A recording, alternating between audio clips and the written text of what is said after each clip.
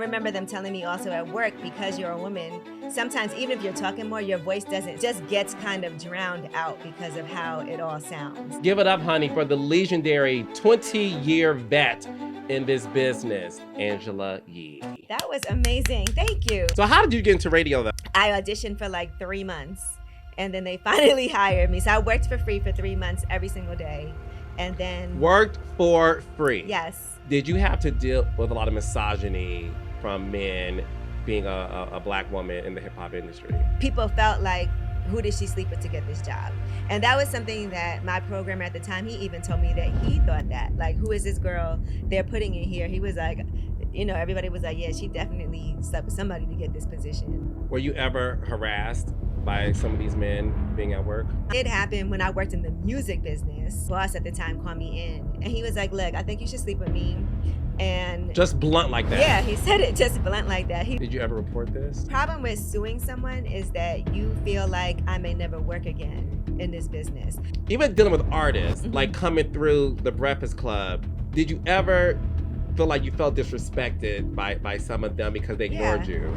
Yeah, absolutely. That would happen all the time. Some of your infamous moments on the show happened with you being confronted by a couple of stuff, right? Prior to Gucci Mane having that outburst with you, did you sense that something was off in that moment, and were you prepared for it? And I know afterward, like, he went to Atlantic and he told my friend Kaiser, he was like, hey, I got your girl good today. Moment, I think as a woman too, you tend to be the one that people look at as like, I'm gonna get her. And, a punching bag. Yeah, as a punching bag. K Michelle was on the show, and I think it was one of the first times that we saw that there was even an issue. Me too. Was that something too that you weren't prepared for? And I think that Love and Hip Hop cameras were filming. And that's that. Like, before you decided to announce your departure, did you sit down with Envy and Charlamagne to let them know? No, I wasn't able to do that. So how did they find out? Like, they found out the day before. Were there moments that you felt like you have to move on from this? My contract is up soon. I told my agent, I was like, if it's not this, I'm okay. Like, I can go somewhere else. Let's figure this out. But I knew I was ready to move on. That's a long run. So all this thing blow up between Jess and Lauren LaRosa on the show. Was it familiar territory for you? So for me, like, watching that play out, I just think that everybody wants to know, what is your friendship like now with Envy and Charlamagne? You guys talk? Is there a friendship there? Just think that I said stand up and give it up for Carlos King!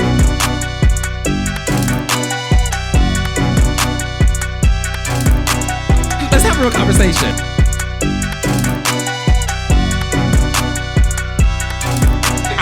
we both from the hood. What is this, child? You guys are not going to be disappointed. It is definitely a treat. But this is the place. This is Reality with the King. You can say what you want, baby.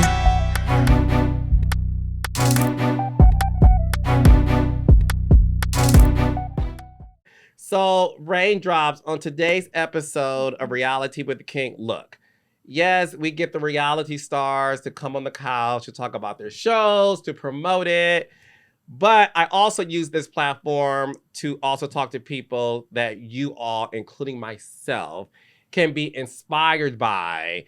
People who I feel like never had a chance to really tell their full story without interruption, especially when they're on-camera personalities like me, whose job is to extract information for you guys. But today, she is on the couch where I get to ask her all the questions that I want to know, and y'all do too. Give it up, honey, for the legendary 20-year vet in this business, Angela Yee. That was amazing. Thank you. Was that written somewhere? No! Okay, no. It's from the heart. I love that. Feel it. Oh my gosh. I feel it. It's warm. How you feel? I'm good. How are you? You look amazing. Thank I was you. like, I bought a change of clothes because I was like, Carlos be decked out. So. I wanted to keep it casual because, look, you and I are friends, and I want this to be just a conversation that you and I can have. Because, look, on some real shit, you know how I feel. I do feel like when it comes to being a woman of color, a Black woman, you're also of Chinese. Chinese. I want to make sure I get it right. Chinese descent. Mm-hmm. Okay.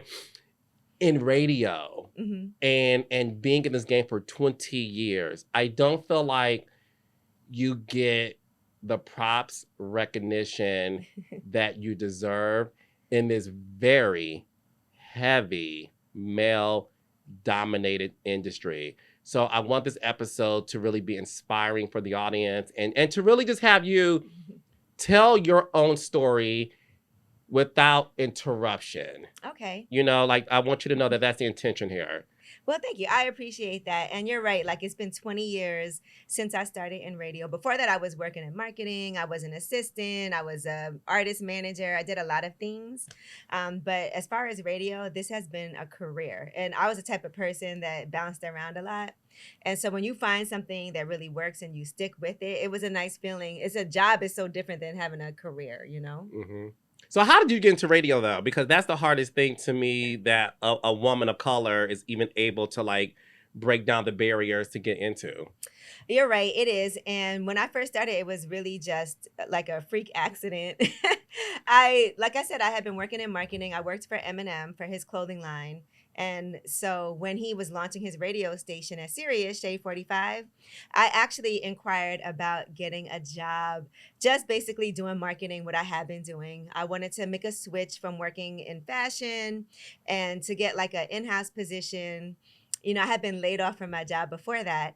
And after that, I was like, let me take a little time, get a little unemployment, because I had been working my whole life since I graduated from college, even before, while I was in college. So I took a few months to kind of like take a beat, you know, enjoy myself, go to the gym, just chill. And then I went and looked online to look for different job opportunities. And I saw Shade 45. So I said, oh, I worked for Eminem. Let me call Paul Rosenberg. Let me call Tracy and see if they can just put in a good word for me. And so they ended up getting me an interview, but they were like, look, we can't guarantee you'll get a job, but we can get you the interview, which that's all I asked for. Mm-hmm. And so once I went there, they were like, okay, you can audition for an opportunity on the morning show that was with Cypher Sounds. And, you know, Paul Rosenberg said, look, I have nothing to do with whatever salary it is. If they choose you, that's just all on you. And I think it's important to not expect people to hand you opportunities, but to just get you in the door and then you take it from there. I think when you ask people for help, the ask should never be like, get me a job. It should be like, hey, I saw this opportunity available. Can you at least link me to the right person so that I could take it from there? And I don't want to put that on anybody ever. Like, I need a job. Because sometimes people really ask you to just hand them things. Mm-hmm. And so when I went in, I auditioned for like 3 months. And then they finally hired me. So I worked for free for 3 months every single day. And then... Worked for free? Yes. Worked for free. Still got unemployment. Which I don't know if you're supposed to, but it's fine now. But I wasn't making any money. I was literally showing up every day like I had a job. And listen, radio wasn't easy for me. It's not anything I ever thought I was going to do. I wasn't that well versed on current events. I actually had written bios for artists, so I was okay with talking to people. And working behind the scenes, you get a rapport like that where a lot of people knew who I was already from the music business. I worked with D'Angelo, I worked with Wu-Tang, I worked with Nile Rodgers, I worked at marketing companies. So I had been around so people knew me. And I was from Brooklyn, I was from New York. And so I had some good connections and some good relationships. And then it was just different having to get on air and talk. And it was intimidating. It's not easy to just sit there and start talking and to make sure that you're doing research and make sure that you're reporting stories correctly, because it's different than talking to your friends. I could tell you something that's completely not true and you'd be like, girl, you crazy. But you get on the air and do that, that's a whole nother story. That's true. That's true. But that's the reason why you're really good at your job. And I need you to hear that and to understand that. Not that you need my I do. I need it. My compliment. But I do want you to know that because you've been in this game for 20 years for a reason. And you start off doing that. How did the Breakfast Club come about, having that job? Well, I started off as Sirius, like I said, and I worked there for 6 years. And so I was always Cypher Sounds, but his passion, and he was very vocal. He really wanted to be doing Hot 97's morning show. So this was kind of I'm working at Hot 97, but I'm also doing this until at some point that's going to happen. And I think they kind of knew it was just some steps they had to take in order to flip that morning show.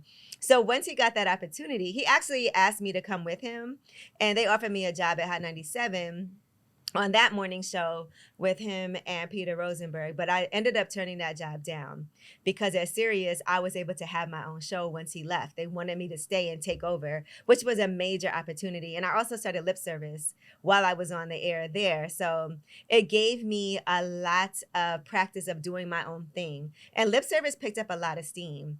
And during that time, it wasn't like a big social media time. I think we had probably MySpace, Friendster, for people who go that far back, Black Planet, no.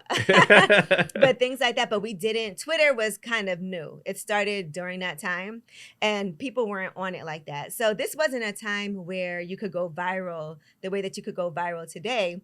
But I was getting a lot of traction on Sirius. WorldStar was actually posting a lot of my videos. And I had somebody that worked with us. I bought a camcorder and I had him like filming these little janky videos. I mean, if you look online, you'll see some of them look so bad, but it really helped me a lot for people to know who I was. So WorldStar, and shout out to Q, rest in peace to him. He was really instrumental in like helping me with that. He was always posting our clips online and people were like then offering me jobs just off of seeing me on WorldStar and hearing me on Sirius. So when you were at the Breakfast Club, you're meeting Charlamagne, DJ Envy. So all three of you guys started at the same time. Is that how it worked? So Envy was already there. Envy was at Power, and he was there doing like he had a show where he was playing new music. I think it was like a countdown show. He had came from Hot 97, went over there. Charlamagne was not working at the time. He actually had done, I think he was coming from doing mornings in Philly. So he was back home in South Carolina, and I was working at Sirius. And so Envy was there, but he didn't want to do mornings again because he had done mornings, and I think it just wasn't his passion to do it again. Morning is a really tough time, just even as far as personalities. It's an irritable time to get up at 4 o'clock in the morning every day and then still have to go to work. You're already kind of annoyed, so every little thing can set you off. And then, so you get up at 4 o'clock in the morning, but when are you done with work officially? Oh man, a lot of times it was all day because even after the show, the interviews are all after the show. And then afterward, your day of like other things that you have to do happens. So you have meetings, you have phone calls, you have other obligations. There's things you have to do at night. And so it's really hard when, say, you have a dinner you have to attend or a listening session and it starts at 7, which means it really starts at 8:30. And then by the time you get home, it's like midnight and you're like, dang, I got to do this all over again. So I did that for 12 years. And then I did Sirius. Sirius in the morning is from 8 to noon. So it's not as bad as 6 to 10, but I did that for 6 years. Did you love it? I loved, you know what I do? I love doing radio. And morning is a really important time when it comes to radio. You're breaking stories. You're helping people like wake up. People get used to you. You're like really a friend to people who are listening. So definitely, I think, the worst part probably was the time. Yeah. When you were there, obviously the Breakfast Club is like the premier destination especially for artists, right? For musicians to come there to promote their record, their albums. Back then we had 106 in Park, we had TRL. Those were kind of, in Rap City, those were kind of like the only three, shows where an artist can go to. But we're talking about radio that is heard in tons of markets and around the world. So you have a lot of people come in and you're a woman being the only female there. Did you have to deal with a lot of misogyny from men being a Black woman in the hip hop industry? Oh, yeah, definitely. I feel like sometimes you don't even realize it because you're just so used to it. And so just knowing, I remember when I even first started in radio, our programmer at the time was like, listen, if you don't have tough skin, if you get emotional and upset about things, you're not going to last in this business. And it was just and that was a long time. That was when I first started in radio. And so at a certain period of time, it's kind of like, it just gets very normalized how people can treat you, how people can talk to you, where you're like, I used to feel like, Harry, let me go in and get ready to fight at work today. And let me go in and get ready to just, you have to like kind of prepare yourself for that. It's like, and it's unfortunate. I think hopefully things will get better. And I know radio is not the only field where that happens, where, tech, in the field of tech, I can't even imagine what that must be like.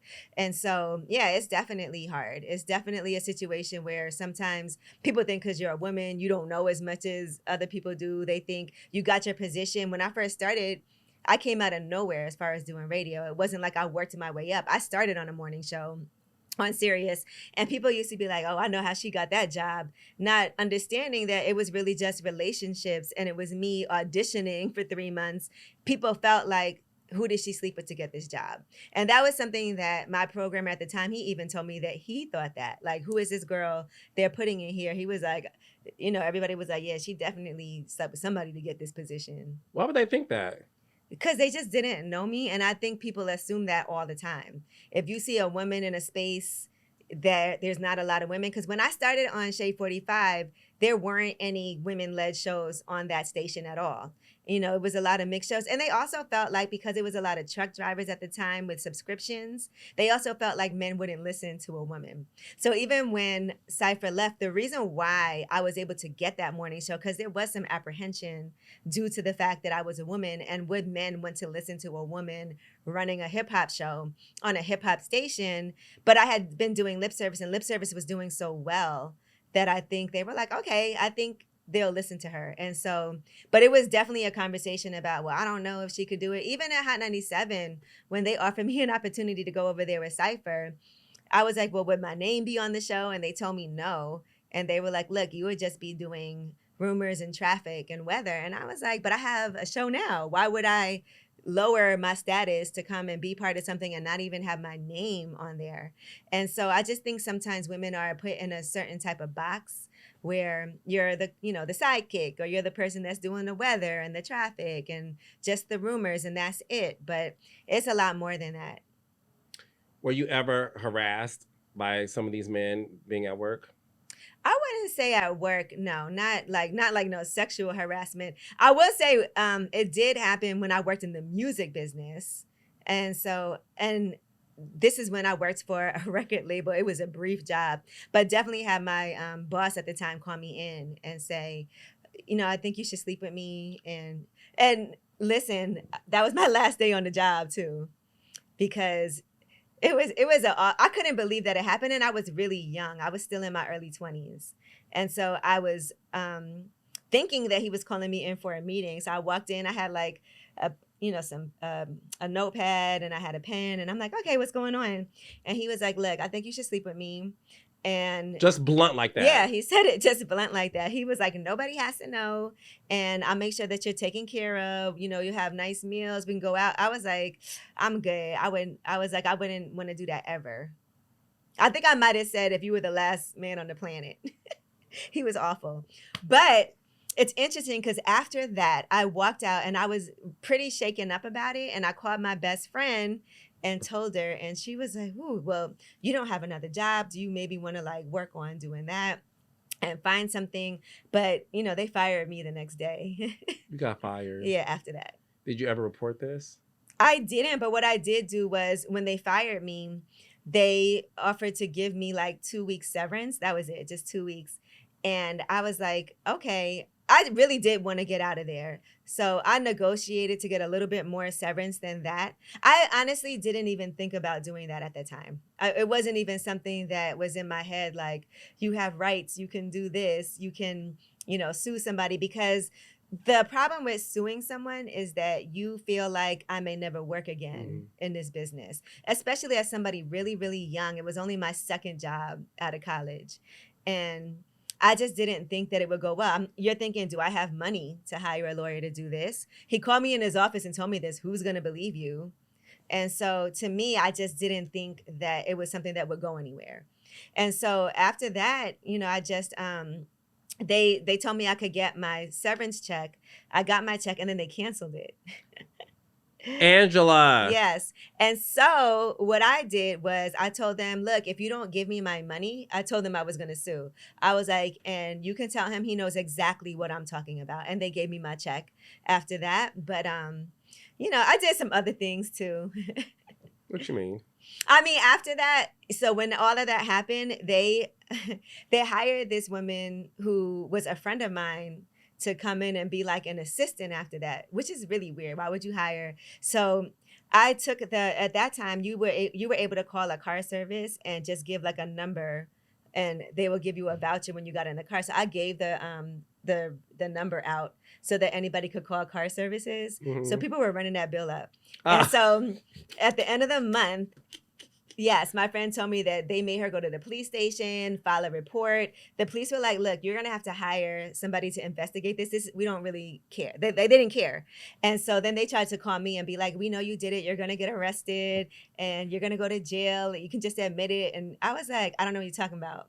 Because I knew everything that was going on because she was telling me. And then they were trying to like make all these threats, but I knew they couldn't really do anything about it. So You have to look back that way. you just hit them in the pockets. I know. And the thing is, I mean, look, what I've learned through my years just being in this business and obviously having a lot of female friends is these sort of like power dynamics that happens when you are sometimes one or two, the only women or woman in the room, especially in this industry.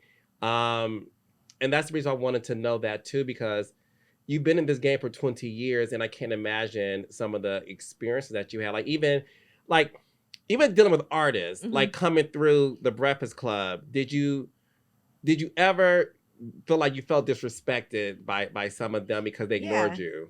Yeah, absolutely. That would happen all the time. And I think that I might be the person that does a lot of research and comes up with stuff and writes out and types out the questions. I'll be the one that's going to watch the show and do all of the things. But people don't necessarily respect that because it should never. I think when you do things and it goes well, it's because it doesn't seem like you made a lot of effort.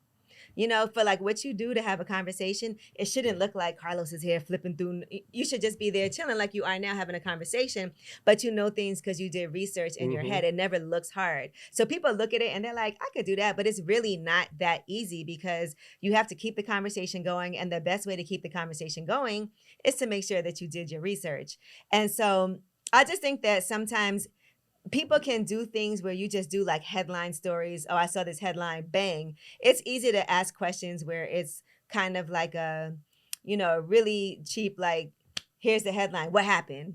And that gets, that will get picked up. But I don't really like to do things in that way. That's not really my system and how I want to interview people. I want people to feel comfortable. Yeah. Like how we're sitting here feeling comfortable. Some people like for people to feel on edge, and that's a different type of approach. But it's just never what I was into. And so I think sometimes that's not as respected. It might not be as respected in comments where it's like, this is boring, this isn't going anywhere. But it might be you're building up to something, getting to know somebody. You really have to pay attention. I think people like really quick clips more than they so much like a full, sit down. But podcasts are kind of changing that a little. Yeah, no, they like the long form. I mean, like you said though, but it has to be interesting. Yeah. Some of the highlights that I want you to clear the air on for my audience, because a lot of people do watch Way Up with, Angela Yee, and I want you to be able to just clear the air with stuff.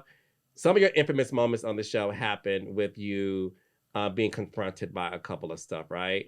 One infamously is the Gucci Man thing, which we all know what happened there.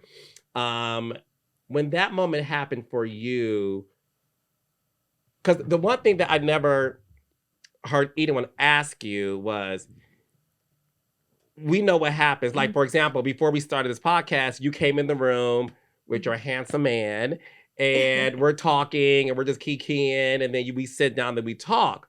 So prior to Gucci Man having that outburst with you, did you sense that something was off in that moment, and were you prepared for it? No, I didn't know there was an issue. I think you have to kind of watch how everything transpired, because the way the conversation was going, maybe he was offended by something that I said. And then, and I know afterward, like he went to Atlantic and he told my friend Kaiser, he was like, "Hey, I got your girl good today." So maybe he thought it was like a funny, type of moment that just kept on spiraling out of control. The way that I am is, and this might be to my detriment, I don't really like to like go in on things. And I know sometimes people like go online, they hash things out, they respond to everything. I kind of tend to not do that because it just makes things bigger and bigger and bigger. And to me, it was like, oh, you interviewed me on Lip Service with Melissa Ford. Melissa Ford is like, I never even met him. And then the show we did was my morning show that I had. It wasn't even Lip Service. So it's just a lot of things that just weren't true. And then it's not like he was like, here's the messages. You know what I mean? So, but I also know that people tend to like to have moments like that. And whether or not they think it's true or if it's ridiculous, it's funny to them. And so things become like memes, they trend for that reason. And so it's not anything, a battle you'll ever win. There's always going to be people who are like, you wanted to suck with you. It's like, okay, whatever, believe what you want to believe. And so for me, I just kind of didn't want to I responded to it briefly where I was like, look, that didn't happen. And I'm sure there were more reasons for it, from previous interviews and things that maybe he didn't like. Because sometimes people will not like an interview that you did, where their name came up for whatever reason and really have a bone to pick with you. And you just don't know those things. And so sometimes in the moment, I think as a woman too, you tend to be the one that people look at as like, I'm going to get her. The punching bag. Yeah, as a punching bag. And I don't think I bring that energy. There are people who bring that energy where they like to confront and be confronted and do that. And they some people are like, I'm good with being the heel in a situation. And some people thrive on that. They like that. But it's not really how I've ever conducted myself. After all of that happened that day, like that day, Gucci Mane said what he said. He leaves the building. You still have to work. Did you immediately, were you crushed? Because did you feel like it's this assumption that, oh, Angela Yee sleeps around. She wanted to sleep with Gucci Mane. I mean, I didn't realize what a big deal it would be because I could have just took it out the interview because it's not like it was live. So to me, I just thought he was just saying something crazy. And I was like, where did that come from? Because I know he's done things like online where he's said crazy things about people before. And so I just didn't really think that it would be as big of a deal as it was. But then I think it just kept on going with him saying more things and doing more. And then behind the scenes, the label was like, oh, is it okay if we give him your number? He wants to talk to you. And I was like, let me think about that after that happened. So I don't know if he was planning to, be like, I was just kidding. I don't know what. But then after that, he really, when I said, let me think about it, I guess he took that as a no. And then he went online and started saying crazy things about me. But, at least he didn't say I did sleep with him. And so I'm grateful for that. Mm-hmm. I'm grateful that it didn't make it something bigger than that. But if you want to think, whatever is, I don't know. Mm-hmm. K. Michelle was on the show. And I think it was one of the first times that we saw that there was even an issue. Me too. Was that something too that you weren't prepared for? Because K. Michelle came on and she felt like at her listening party, you weren't being a woman's woman. And she said something along the lines of, you won't be Oprah being that way. That's Ricky Lake's type shit. Oh, I mean, I think that Love and Hip Hop cameras are filming. And that's that. I just feel like, sometimes, because first of all, if you were really upset about something that was said in a song that I didn't say, it's not like I said it about you. We were interviewing Mano and Uncle Murder. They had an album out together and they referenced it in a song, had just literally the day before posted it, that part where they were talking about her on the song. And so I was like, I honestly, when I was asking them, don't you think that's nasty that a guy would still do something if you say that somebody doesn't smell fresh? And so my intention, I wasn't saying that she is that or she was that. I just was asking a question about a song that they did. And so, to me, I think that the cameras were rolling. And with Love and Hip Hop, they came in there. Now, normally we sign off, after, but they were like, we need you to sign first. We need you to sign first. And I was like, why are they pressing me like to sign these releases, before, but they were like very adamant, like, we need you to sign this. We need you to sign this. We can't start till you sign this. And so I wasn't thinking anything. She's there. I figure if there's an issue you have, you would say it. And if it's a real problem, but I think, it was probably because that would be good for TV. So I mean, that's it. And I know one of the interns was in the elevator, and they said she was like in the elevator with the crew, like, was that good? You think that looked good? So I guess that's what it is, like reality. You know what reality TV is, Carlos. No, yeah, of course, yeah. But like these moments can be really big. did you and K Michelle ever talk after that? No. I mean, it's not like she's my friend or something like that. And then the album release party, she said something. I worked at Atlantic. And so if I'm at an event, it's because they asked me to come. I think I went to an event. I was there for like 20 minutes and left. It's like, I don't need to go to a party to drink someone's liquor. It's fine. I'll be all right. Do you get upset sometimes when people feel like you're not a girl's girl, that women come on the Breakfast Club, they feel like you're not there anymore, that you did not represent them, you did not have their back? Was that a tough thing for you to carry, being the only woman on that platform? And did it hurt you ultimately in terms of your feelings being hurt by these people saying that? You know what? Some people would say that I am too much of a girl's girl, and some people would say I'm not. At the end of the day, like, if everybody's going to have a different opinion. There's people who will be like, Angela always takes the women's side no matter what. And then right underneath that, it'll be like, Angela doesn't stand up for women. And so it's kind of like, it depends on, some people don't watch the show and they only watch clips. And I think if you only watch clips, you don't get the whole narrative. Because I know in real life, there's a lot of women who will be like, oh, Angela helped me with this. Angela did this. People literally come up to me every day and will be like, oh my God, I love you. You helped me with this. So it's not, and I've never really thought about that because I know who I am. And I think when you know who you are, people trying to say things that you know aren't true shouldn't bother you so much. And so I would say it's not something that's ever really bothered me. It's honestly something that, unless somebody says it to me, like, I don't see it as much as maybe other people see it. So I'll say that.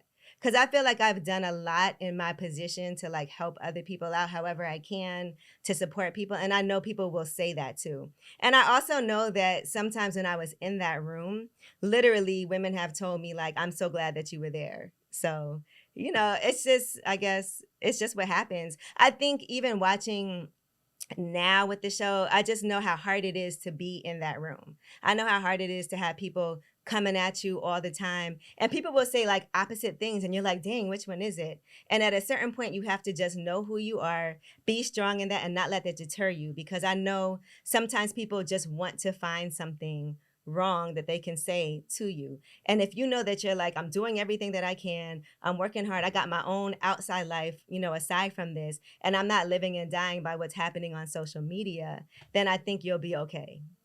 Well, that's good to know, because you were there for 12 years, and were there moments that you felt like you have to move on from this? Like I did. I moved on. No, I did. I knew that I wanted to leave. I knew I wanted to leave before the pandemic. And so before 2020. So at that time, you're there for like 9 years, maybe? Yeah, maybe that was like 8. I don't know. But I knew I was like, I already had been talking to iHeart about it. I also knew when I came in that I would not want to do this forever. Like, I came from having my own show. And so I knew that at some point I would get back to that. But I was like, well, let's see what happens with this situation. It's a morning show. I had never done FM radio before. People didn't even think I could do it coming from Sirius. And so I did it. And then I was like, all right, I'm ready to like do something else. I also did not want to keep on getting up that early in the morning. To be honest, like I told you how that's like the hardest part of it. I was like, at some point I have to get my life back where I can get a full night's sleep. I wasn't getting, and I was always exhausted. And so I knew at some point I just didn't want to do that anymore. And I had been talking to iHeart. They were receptive to the idea. They were trying to figure it out. Then the pandemic hit. And when the pandemic hit and we had to work from home, that actually was helpful for a period of time for me because I was rolling out of bed in my pajamas. If you look at some of the videos from that time, I'm in my pajamas, like doing Zooms.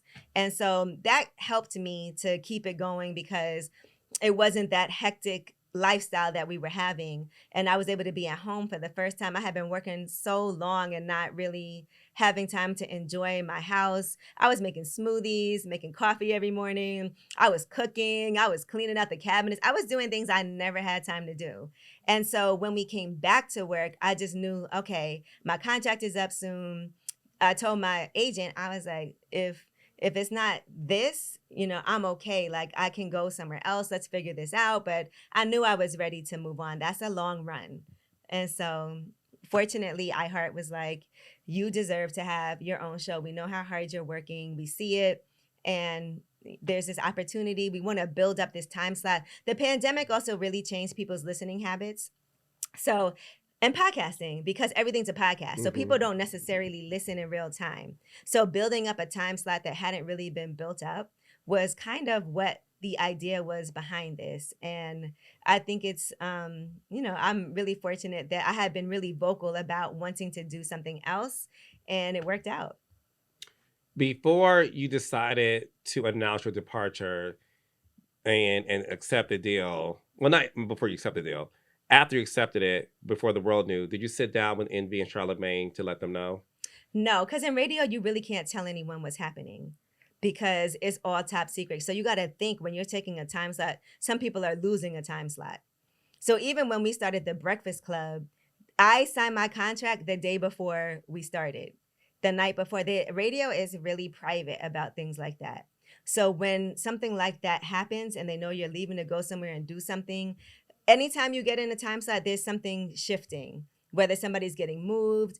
And so they want that to be top secret information. I mean, executives at iHeart didn't even know.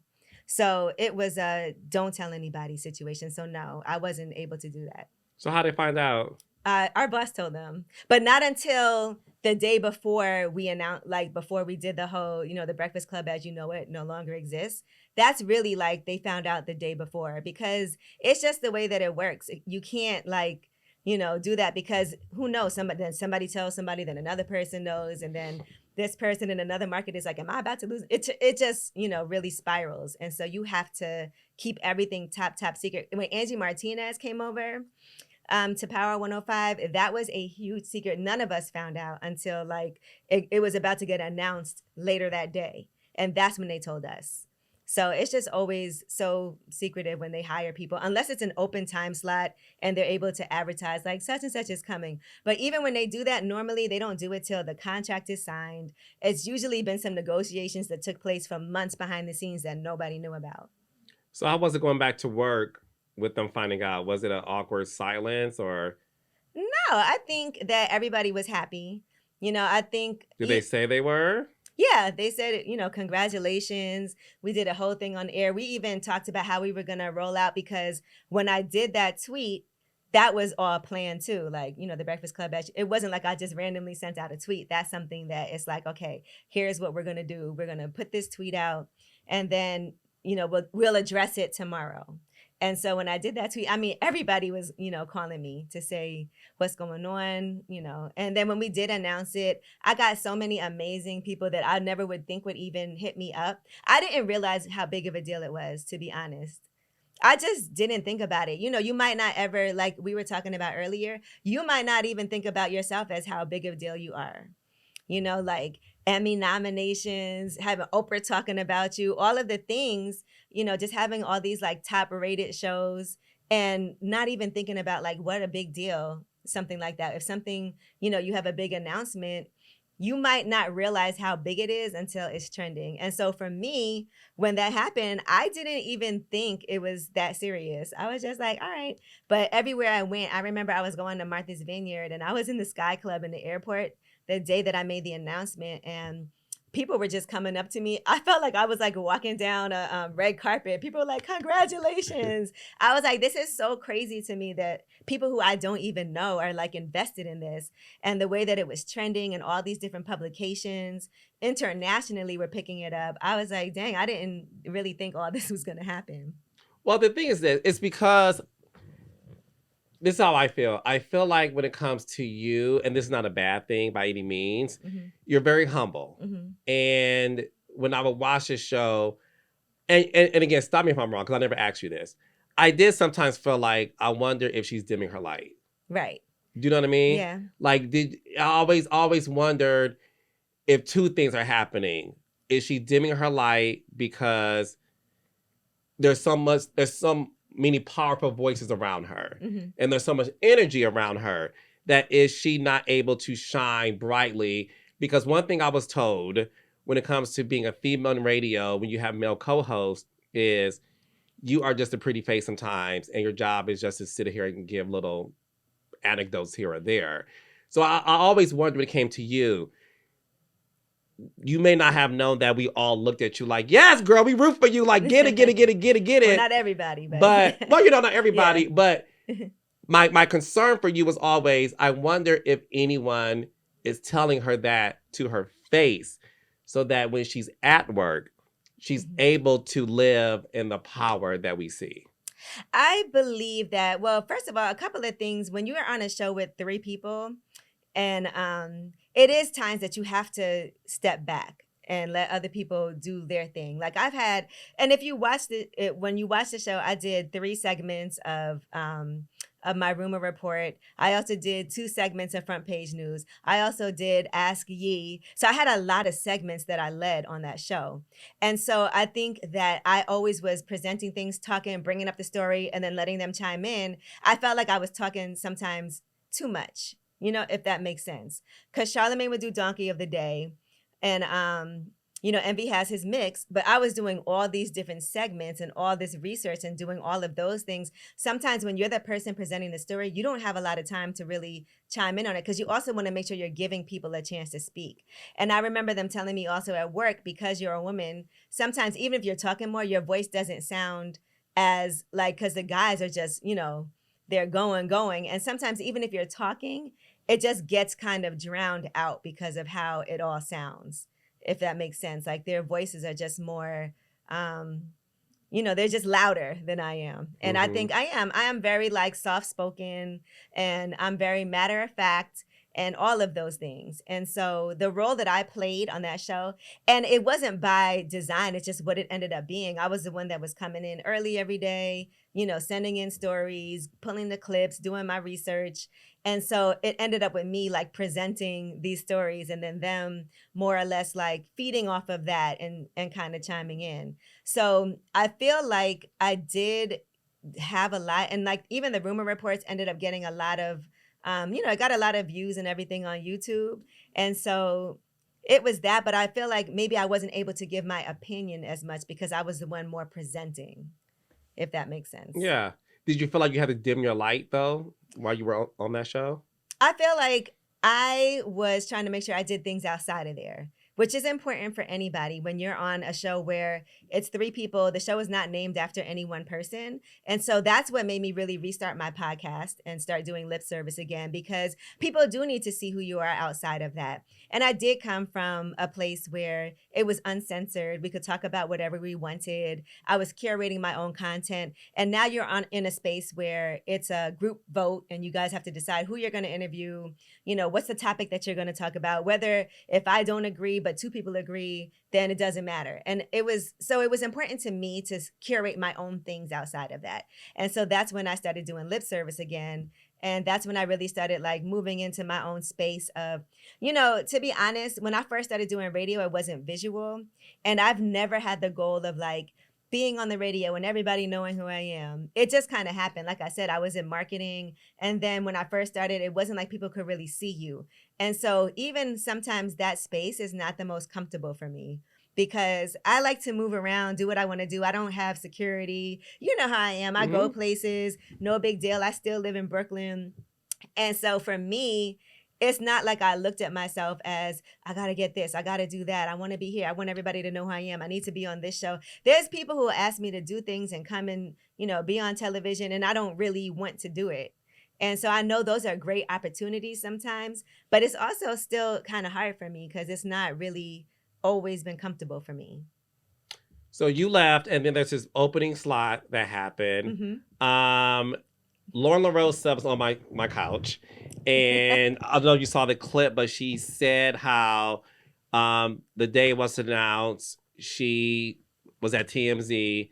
She tracked you down. You were leaving the building. She got the first exit interview. That's what we call it in the business. And she interviewed you, and at the end she said, "Well, girl, I want to, I want your job now, pretty much." And you said to her like, "Oh, well, go get it. They don't know what they want, so like do this and do that." And I don't know if people caught this, but I did. I thought to myself, wow, she gave the play to another woman, saying, if this is what you want, then go get it. And this is how you should go about doing it. And look what happened. She got the job. Right. Did you know that? I remember talking to her and I definitely told her like, because sometimes you'll talk yourself out of things. And so when she told me that she wanted that, and I think she even texted me afterward, but I don't know if my references would have like made that. I would rather you talk to people directly than go through me for something in that capacity. Because she definitely hit me up.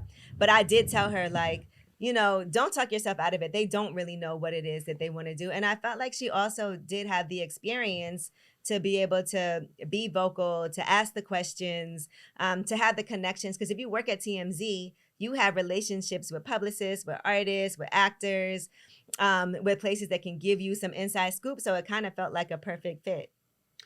So you saw this thing blow up between Jess and Lauren LaRosa on the show. As somebody who paved the way for them to have the seat, when you saw all of that, was it familiar territory for you?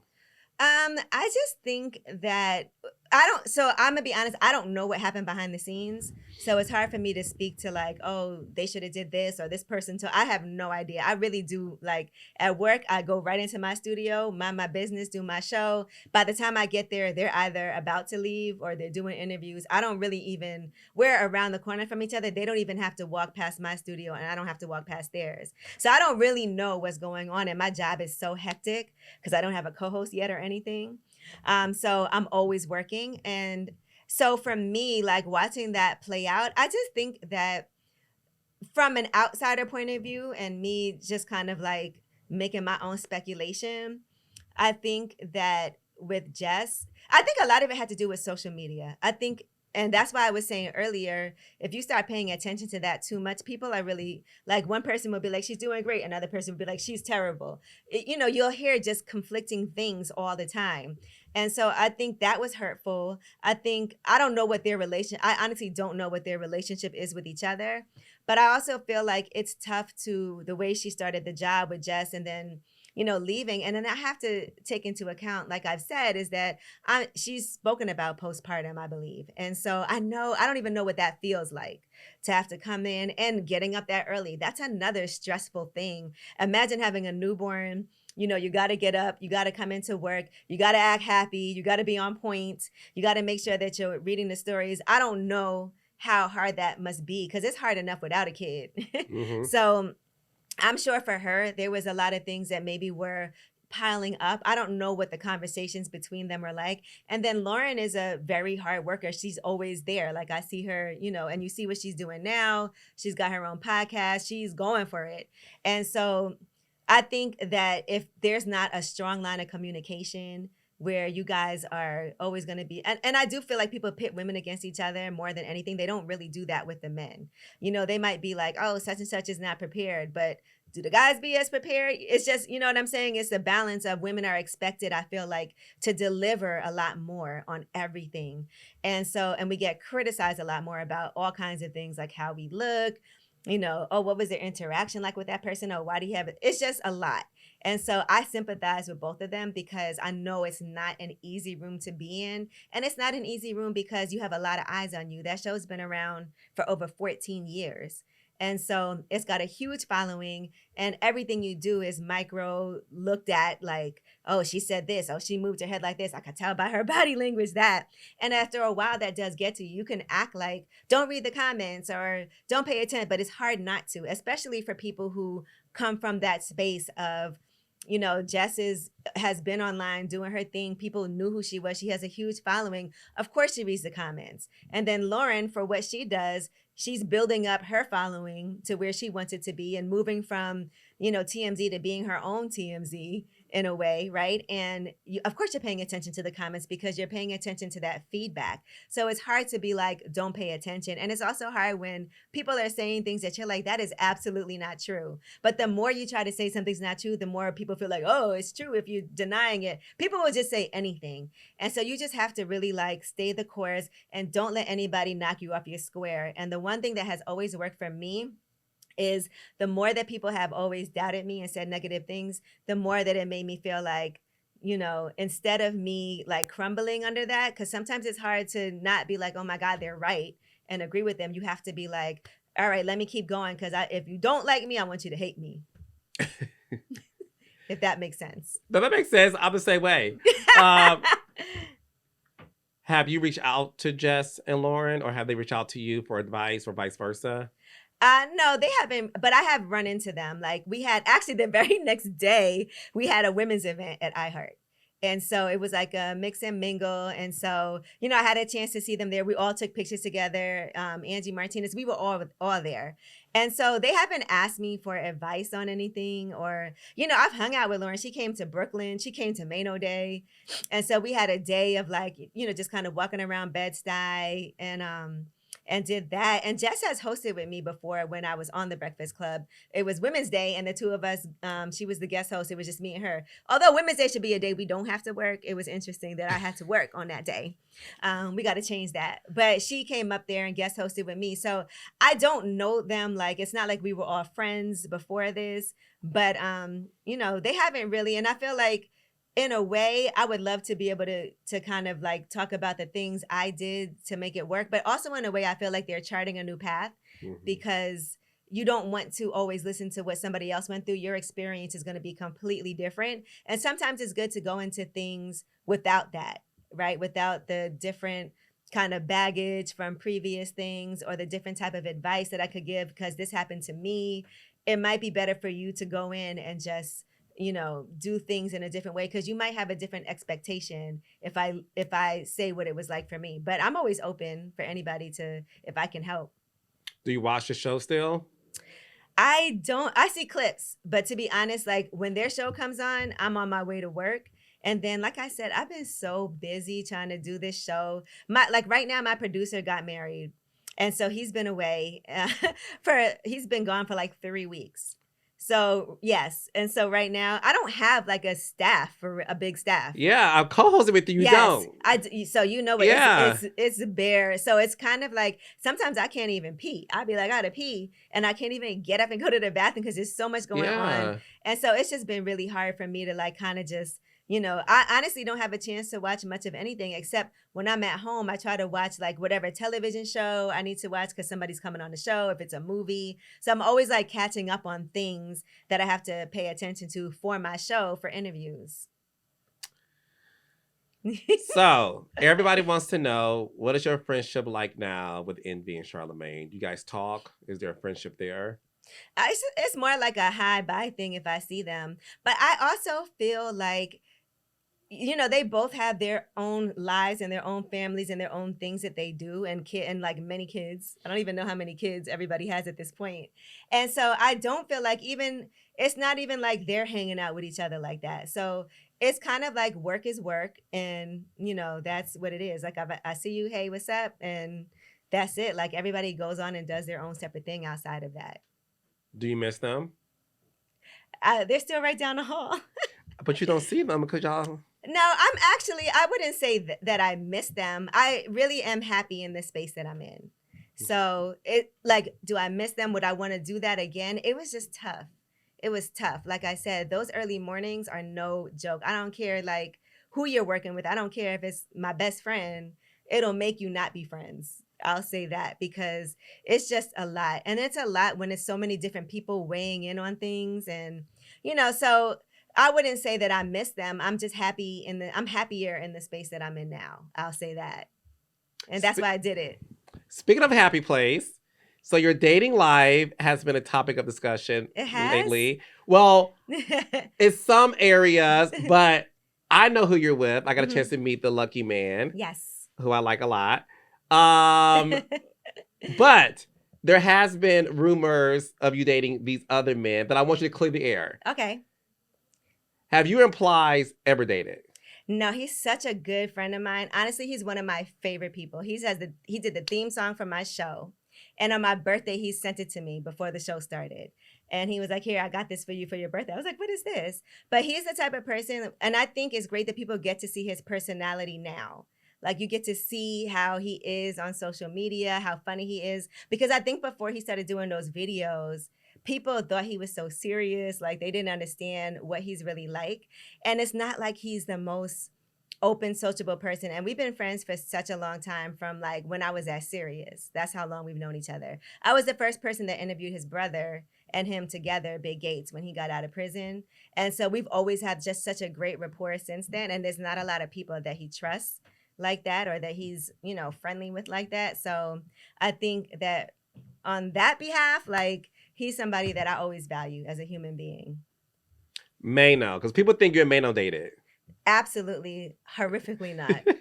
Mano is like my family. And it's crazy because that just goes to show you how you can't even like have a platonic friendship without people thinking that. Mano and I have known each other again since I worked at Sirius. He's from Brooklyn. He's hilarious, but never ever in life. Mano's never even tried me. And so we've always, and I've never even looked at him in that way. If anything, Mano and I, like, he likes to call me up and tell me, like, yo, I'm talking to such and such, or I like this girl, or hook me up with this person. He just sent me a text just now about some girl. Like, that's just how Mano is. He's, he's going to kill me for this, but he's like my homegirl. No. Oh, my God, don't say that. I'm his homeboy. How's that? Say that. I don't think no straight man wants to be referred to. Okay, no. I'm your homegirl. Yeah, you're my homegirl. No. I'm your homegirl, baby. But I think that Mano is so fucking funny. Like he, and right now he's doing this whole thing where he wants to get married and blah blah blah. Oh, really? Maybe that's a show, Well, let's talk about your show. Okay. Do you want to get married? Maybe. It's not the utmost important thing to me. I'd rather be with somebody forever than, if I had a choice, right, be with somebody forever and not be married, or, get married and maybe get divorced. I'm okay with being together forever, and that could change. You know what I'm saying? Like I could be like, you know what, now I'm ready to get married. I think I'm open for whatever, but I'm very happy to just be happily with somebody, because there's a lot of people who are unhappily with someone. Mm-hmm. And I just was watching like Tracy Ellis Ross talking about that. With Michelle Obama. And I feel her on that, because sometimes people want to be in a relationship just for the sake of being in a relationship. And I've been in relationships where it was just kind of like plodding along, what's happening here. I'm just here. This is maybe just my friend. And so I'm happier to be in a situation where it feels good. We get along great. We're together like all the time. And so, that's more important to me than anything. Now, if we end up getting married at some point, marriage is scary to me because like my parents' marriage didn't work out. I don't know too many people who are happily married.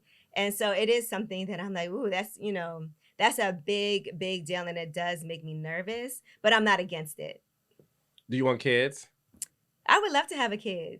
You do? I would. I haven't done IVF or anything like that, but I think that I was so career driven for so long that I felt like that would have been something that maybe would have been too much for me to handle. And then I also think having kids with the right person. There was a period of time when I was like, well, maybe I should just, get a sperm donor and do that and whatever. But I would like to. I would like it to happen. But I have to say, I need to, if I wanted to, I would have had to really go hard, and do the IVF and do this and do that. And I haven't done those things. So. Well, you met the right man. So one thing I've learned from women. No, this is true. Tell me. Tell me about us. I've learned from women. No, this is true. I've learned from women.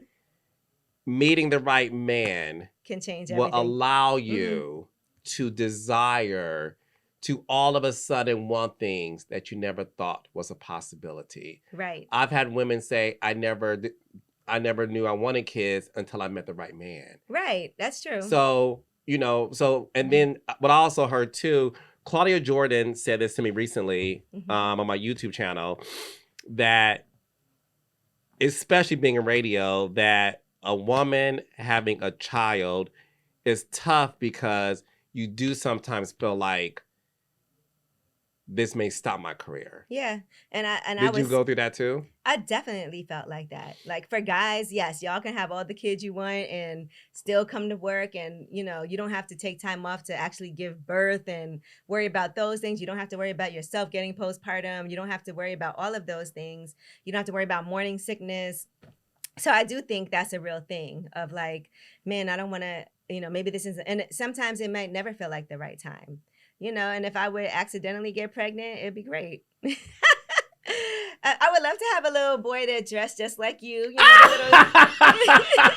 I'll dress him just like That's you. like a little preppy. Let's see. Okay. When that happens, watch. This is going to be his first outfit. There you go. I love it. Well, look, I just want to say, I got a chance to co-host with you.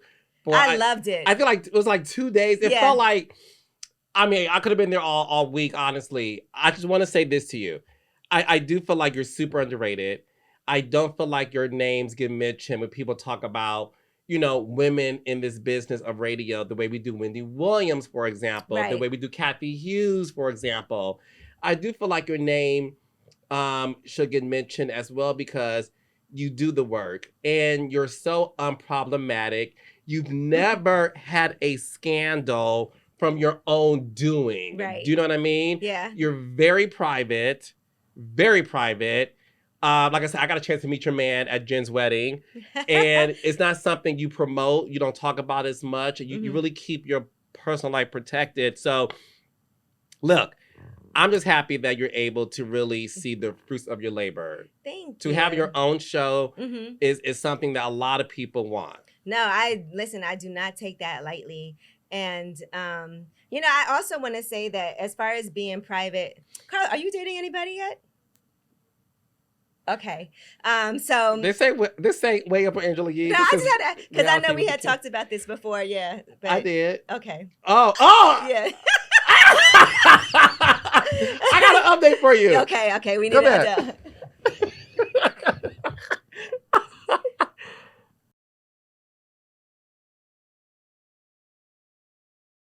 Okay, so you'll be guest hosting more. I love that for us.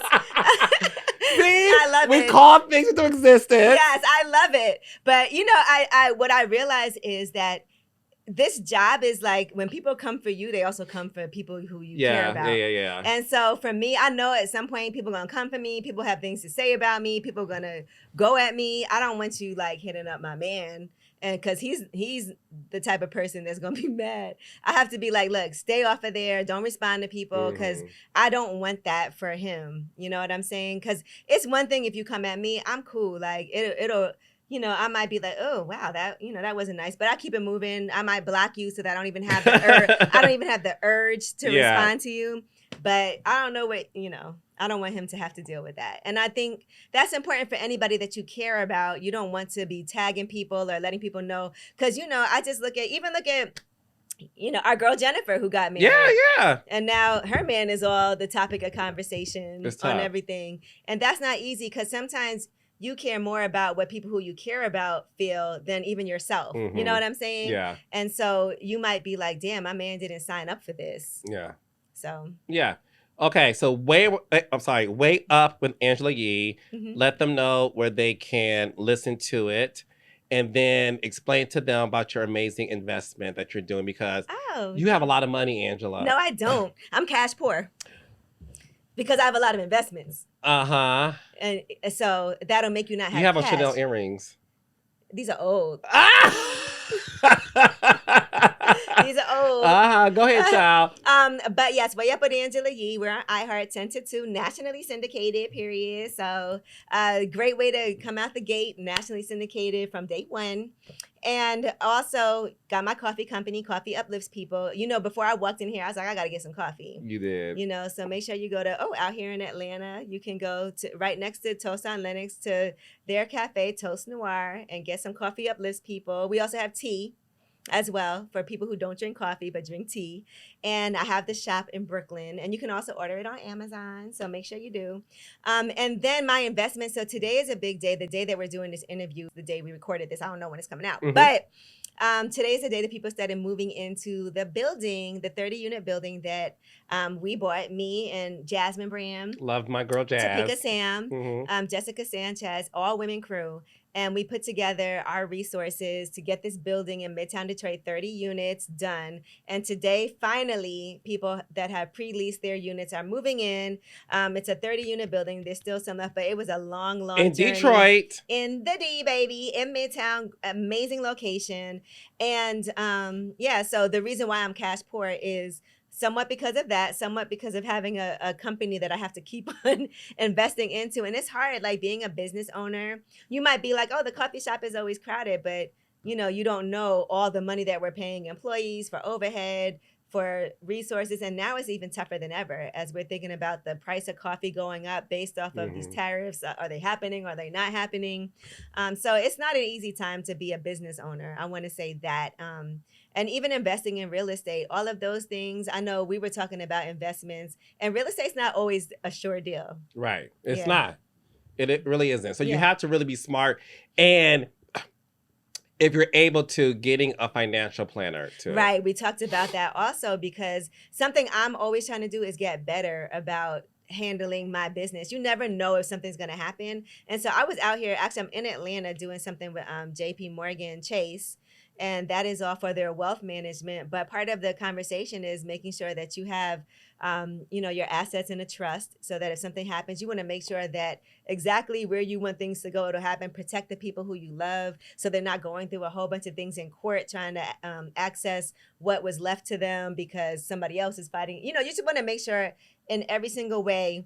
I had a conversation with one of my homegirls where she said her mom already has paid for her own funeral and her own casket because she doesn't want the family to have to worry about things like that, because those are things that you can do to make sure that you're prepared. Because one thing that we can never hide from, someday it's going to be our day, and that is going to happen. And you want to make sure that, when it happens, we've seen people doing fish fries. We've seen people trying to do GoFundMes. And I think if you can prepare your family for that in the best way possible, that's just a great favor to them to not have the whole family feuding over who gets what. How is this supposed to happen? How can we pay for this? It's just nice to be able to handle details like that. So I think about that. And I think about retirement. I want to make sure that at some point, I'm able to be on an island chilling and not having to worry about, oh my God, can I have all these bills to pay? I might have to get a job. I might have to do this because I think about even my parents, still working. My mom is still working to this day. I want her to retire so bad, and she just will not. But these are not things that I learned from my parents. I don't know what your situation is as far as finances. No, you don't learn that from your generation. You have to apply yourself and get the resources for sure. Don't you let nobody, don't let this guy make you co-sign nothing either. I know you got good credit. Oh, Don't play your I'm also not dumb. I'm no playing. shade. Listen, I'm a daddy, but I ain't a sugar daddy. It's a difference. But yeah, so just all of those things. So that's why, like, even on my show, where I have a Wealth Wednesday segment that I do. Yes. Where we try to bring people on all the time just to talk about finances, like experts, people who are certified, people who really do this for a living. Because it's also good for me. I'm learning. There's so many things that I learn just from being in these spaces that I'm like, okay, you got to be around people who are doing the thing. You know what I'm saying? You got to be around people who are investing. Like you were saying earlier, you can't just have money sitting in the bank. No, it won't incur interest rate the way you think it will. Right. As a matter of fact, you'll really be losing money because it's not even going to grow at the rate of, how inflation is growing. So it'll end up being less valuable as inflation keeps going up. Well, look, I adore you. Thank you for doing this. It was so inspiring. And I'm happy that you are on the opposite side and you're getting interviewed by me. I had questions for you too, Carlos. Well, I'll come see you. After Danny gets back from his honeymoon, have him call me. He's back. Okay. Hit me up. I love you, baby. I love you too, Carlos.